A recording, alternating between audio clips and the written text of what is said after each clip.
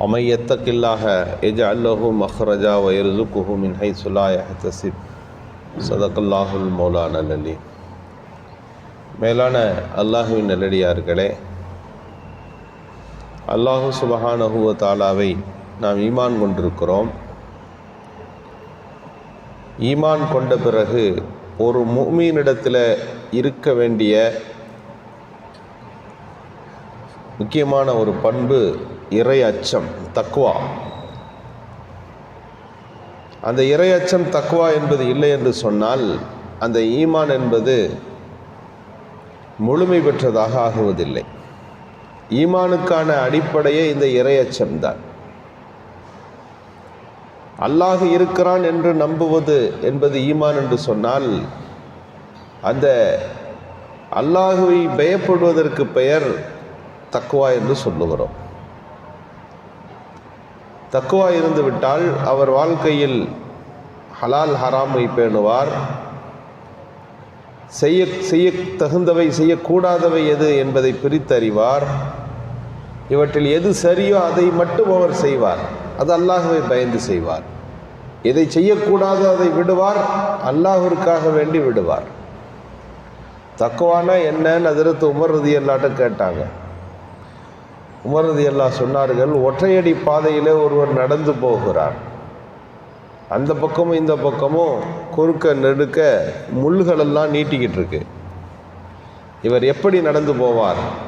தன்னுடைய உடைகளை சுருக்கி கொண்டு ஒடுக்கி கொண்டு முள்ளிலே பட்டு விடாமல் எப்படி தன்னை அந்த பாதையில் கடத்தி செல்லுவாரோ அதுபோலத்தான் நீ உலக வாழ்க்கையிலே ஷஹவாத்துகள் ஒரு பக்கம் குறுக்கிடும், மனோ இச்சைகள் ஒரு பக்கம் குறுக்கிட்டு கொண்டிருக்கும், ஷைத்தான் ஒரு பக்கம் குறுக்கிடுவான், பல்வேறு சிக்கல்கள் இருக்கும். இவற்றிலெல்லாம் அல்லாஹ்வை அஞ்சி தன் பயணத்தை அமைத்து கொள்ளுகிற ஒரு மனிதன்.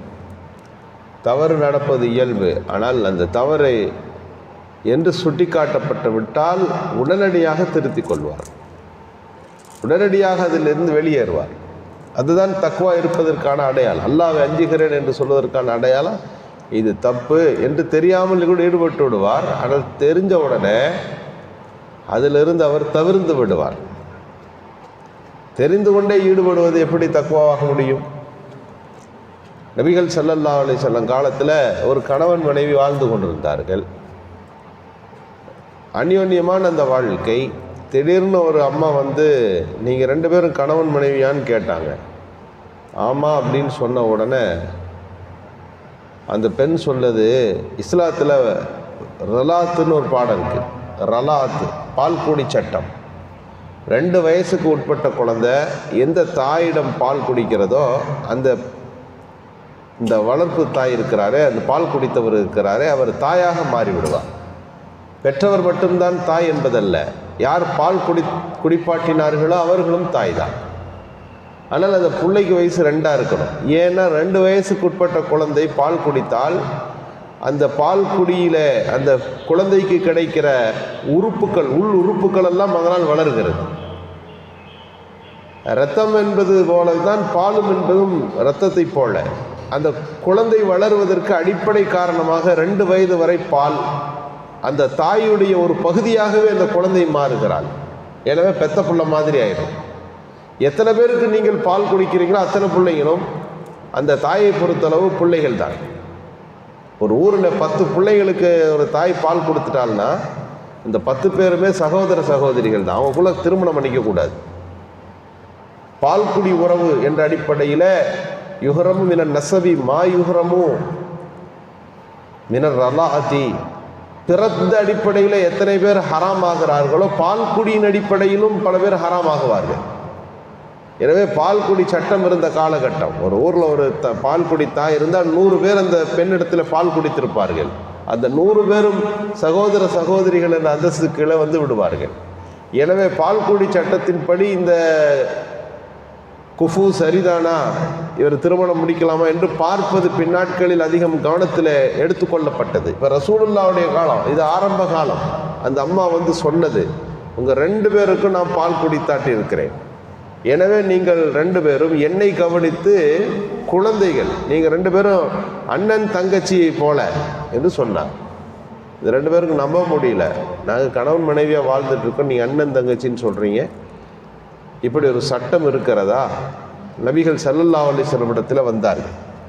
நபி ஸல்லல்லாஹு அலைஹி வஸல்லம் இடத்துல வந்து கேட்டபோது நபி ஸல்லல்லாஹு அலைஹி வஸல்லம் சொன்னார்கள், யுஹரமு மினன் நஸபி மா யுஹரமு மினர் ரலாத்தி.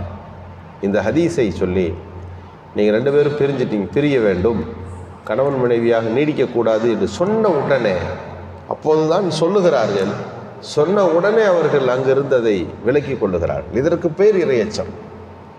எந்த காரண காரியமும் கேட்கவில்லை, எந்த வியாக்கியானங்களையும் பேசவில்லை, தெரியாமல் செய்து விட்டோம் என்ன செய்வது என்று கேட்கவில்லை.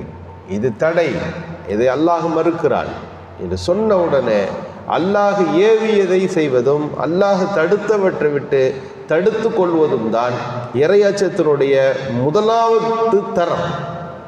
தெரிந்த உடனே அங்கிருந்து அப்படியா இது கூடாதா, சரி செய்யலை. இந்த பண்பு இறையச்சத்தினுடைய விளைவாக இருந்தது. சஹாபிய பெருமக்களிடத்தில், தாபீன்களிடத்தில், முன்னால் வாழ்ந்த பெரியவர்களிடத்தில் இந்த இறையச்சத்தின் அடையாளமாக தவறுகளை உடனடியாக தவிர்ந்து கொள்ளுதல். சொன்ன உடனே இது தப்பு அப்படின்ன உடனே அதை உடனடியாக அமல்ல வரும். புர்கா சட்டம் வந்தது, பெண்களே உங்களை நீங்கள் போர்த்தி கொள்ளுங்கள்னு சட்டம் வருது. அல்லாஹ் அந்த பெண்களுக்காக வேண்டி நபிகள் ஸல்லல்லாஹு அலைஹி வஸல்லம் துஆ செய்தார்கள். உங்களை நீங்கள் போர்த்தி கொள்ளுங்கள்னா போத்துறதுக்கு துணி இல்லை. அன்றைக்கி வீட்டில் தூங்குறதுக்கு வந்து பெட்ஷீட் இருக்கும் இல்லையா, கடுமையான அந்த குளிரிலிருந்து தங்களை காத்து கொள்வதற்காக இருந்த சாதர்கள், பெட்ஷீட்டுகள், அதெல்லாம் எடுத்து சுற்றிக்கிறாங்க. சுற்றி கொண்டு வெளியே வருகிறார்கள். கடுமையான வெயில் நேரம். அந்த ஆரம்பகால பெண்களுக்கு அல்லாஹ் பரக்கத்து செய்யட்டுமாக என்று நபிகள் ஸல்லல்லாஹு அலைஹி வஸல்லம் துஆ செய்கிறார்கள். காரணம், இப்படி சட்டம் வந்த உடனே அதற்கு எந்த அளவிற்கு வழிபட முடியுமோ அந்த அளவிற்கு அவர்கள் உடனடியாக இத்தாஅத்து செய்தார்கள். எனவே இறையச்சம் என்பதனுடைய அடிப்படை பண்புகளில் உள்ள ஒன்று அல்லாஹ் ஏவியதை செய்வதும் அல்லாஹ் தடுத்தவற்றை உடனடியாக தன் வாழ்க்கையிலிருந்து தவிர்த்து கொள்வதும், அதில் பேணுதலோடு கடைபிடிப்பது, அதில் எவ்வளவு முடியுமோ அந்த அளவுக்கு பேணுதல் இருப்பது. இது தடுத்ததா இல்லையான்னு முதல்ல சிந்திக்கிறதே இல்லையே, செய்துவிட்டுத்தானே நாம் உள்ளே வருகிறோம். இன்றைக்கு வியாபாரத்தினுடைய பல்வேறு வகைகள் தடை செய்யப்பட்டிருக்கிறது, ஆனால் அதில் நாம் ஈடுபடுகிறோம். அதில் மார்க்க சட்டம் என்ன என்று நாம் தெரிந்து கொள்ள விரும்புவதில்லை. பொருளாதாரம் வேற, மார்க்கம் வேற என்று நாம் பிரித்து விடுகிறோம். உண்மையில் மார்க்கத்தினுடைய எல்லா சட்டத்திட்டங்களையும் நாம் பின்பற்ற வேண்டும். சிலதில் பின்பற்றுகிறோம், சிலதில் நமக்கு அது ஒத்து வரலை, அதெல்லாம் வேண்டாம் என்று விட்டு விடுவதல்ல. எதெல்லாம் சாத்தியமோ அதிலெல்லாம் மார்க்கம், எதெல்லாம் நமக்கு பிரச்சனையோ, நமக்கு ஒத்து வராதோ, நம்முடைய பொருளாதாரத்துக்கு இடையூறாக இருக்குமோ, அல்லது இன்னபிற தொடர்புக்கு அது தடையாக ஆகும் என்று யோசிக்கிறோமோ, அந்த நேரத்தில் நாம் மார்க்கத்தை தள்ளி வைக்கிறோம். அப்படின்னா என்ன அர்த்தம்னா, மார்க்கத்தில் சிலதை ஏற்றுக்கொள்ளுகிறோம், சிலதை மறுக்கிறோம் என்றாங்க. குரான் தானே எல்லாம். குரானில் 50 வசனத்தை ஏற்றுக்குவோம், 50 வசனத்தை நம்மளால் முடியாது என்று சொன்னால் எப்படி முழுமையான ஒரு மூமினாக இருக்க முடியும்? உதுகுலு ஃபி ஸில்மி காஃபா, மார்க்கத்துக்குள்ளே வந்துட்டிங்கன்னா அது முழுமையாக நீங்கள் எல்லா விஷயத்திலும் வந்து விட வேண்டும். பார்வை ஒன்று, அல்லாஹ் ஏவியது தானா, அல்லாஹ் இது தடுத்த விஷயமா, இது மட்டும்தான் ஒரு மூமினுடைய பார்வையாக இருக்க முடியும். தடுத்தவைகளா, அதில் எந்த பேச்சும் இல்லை, எந்த விதமான காம்ப்ரமைஸனும் அதில் இல்லை, அதில் எந்த விதமான குறுக்கு சந்து வழிகள் இருக்கிறதா என்று பேசுவதில்லை. இஸ்லாத்திற்கும் பனு இஸ்ரவேலர்களுக்குமான மிகப்பெரிய வேறுபாடு அது. அல்லாஹ் ஹராம்னு சொன்ன உடனே பனு இஸ்ரவேலர்கள் அப்படியா ஹராமா, ஏன் ஹராம், காரணம் சொல்லணும். அப்படின்னா சனிக்கிழமை மீன் பிடிக்கக்கூடாது, வெள்ளிக்கிழமை வலை விரிச்சா தப்பு இல்லையே என்று கேட்பார்கள்.